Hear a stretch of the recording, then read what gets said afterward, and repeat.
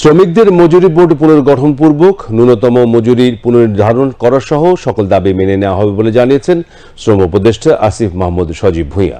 তিনি আজ বিকেলে সচিবালয়ে চলমান শ্রমিক অসন্তোষের কারণে শ্রমিক এবং মালিক পক্ষের সাথে বৈঠকের পর সাংবাদিকদের কথা জানান।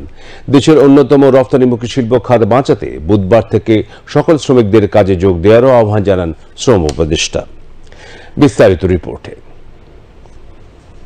চলমান শ্রমিক অসন্তোষের প্রেক্ষিতে শ্রমিকদের দেওয়া সকল দাবি মেনে নিয়েছে মালিকপক্ষ। আগামী 10 অক্টোবরের মধ্যে সব কারখানায় ন্যূনতম মজুরি বাস্তবায়ন, শ্রমঘন এলাকায় টিসিবি ও ওএস এর মাধ্যমে রেশন প্রদান এবং শ্রমিকদের বকেয়া পরিশোধ সহ 18 দফা দাবি বাস্তবায়নে মত দিয়েছেন উভয় পক্ষ।